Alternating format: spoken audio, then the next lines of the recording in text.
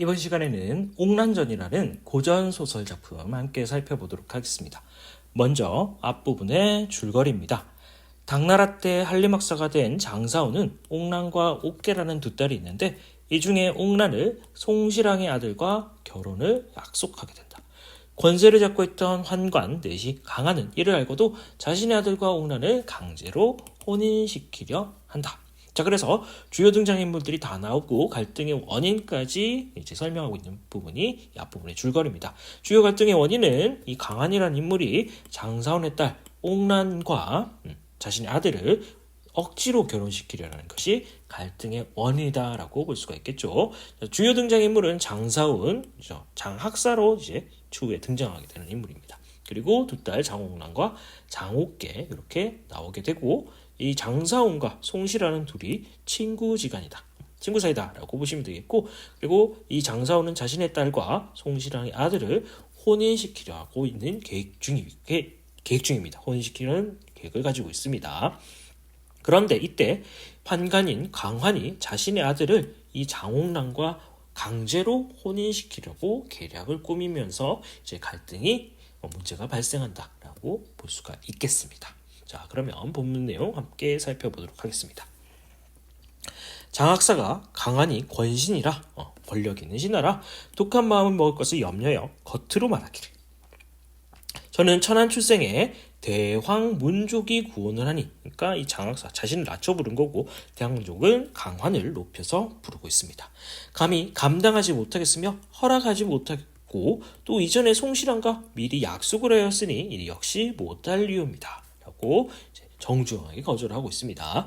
강환이 그 말을 듣고 크게 화가 나서 너는 서쪽의 천한 출생이면서 하늘의 도움으로 벼슬을 얻어서 남을 환관이라 업신여기고 있구나. 너의 삶과 죽음, 목숨이 나에게 달려있거든 내 말을 어찌 멀리하겠는가. 내 말을 왜 듣지 않느냐.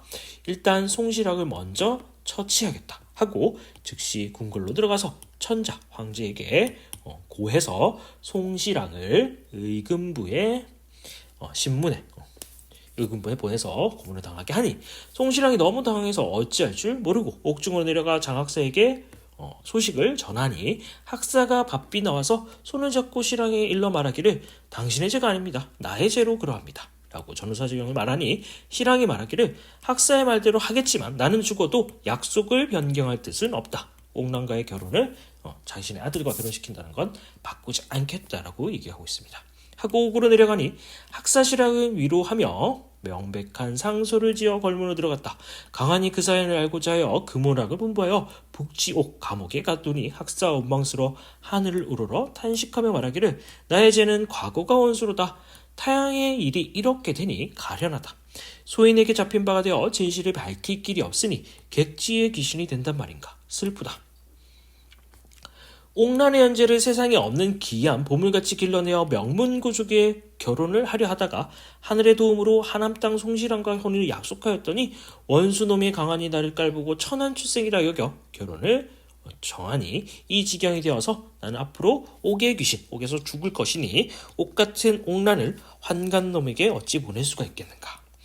저 애들에게 옥란과 옥계에게 편지를 통할 수 없으니 갈 수 없는 이 이상한 일을 어떻게 전할 수가 있겠는가. 그래서 자신이 감옥에 갇히게 된 이 가련한 처지를 한탄하고 있습니다. 하고 나중에 추가로 변론할 길이 없더라. 이때 강한이 학사의 뜻이 변하지 않을 줄 알고 흉계를 내어 장사원의 가짜 편지를 만들어 옥란을 데려다가 결혼을 강제로 하겠다라고 계획을 꾸미고 있습니다. 하고 사관이 나가 사원의 행장을 살펴보니 하나의 필각과 필통과 수지, 종이가 있어 살펴보니 그 딸의 이름이더라. 이별할 때 한 말과 지은 글귀가 다수 있어서 가지고 돌아와 그 이유를 엮어서 편지하되 슬프다. 감옥에 갇힌 장학사는 어찌할 수가 있겠는가. 자, 요 밑줄 친 부분이 이제 고전소설의 특징이죠. 편집자적 논평이라고 해서 작가가 극중 상황에 개입해서 자신의 생각을 전달하고 있습니다. 강한이 사원의 편지를 만들어 황문 위졸에 수십 명이 명하여 옥교제를 가지고 장사원 집으로 보내고자 할 때 이때 옥란 현제가 부친을 면 황성으로 보내고 밤낮으로 소식을 기다리고 있더라.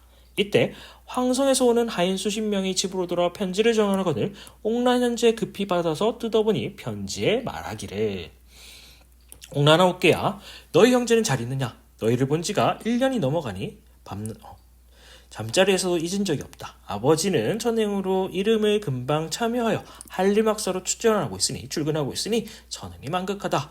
너희의 현숙함이 경성에 자자하여 명문거족들이 구원하는 자들이 많은데 그 중에 높은 가문과 출중한 사람들이 구하여 정원하였으니 너희는 사촌 영진과 함께 올라오더라.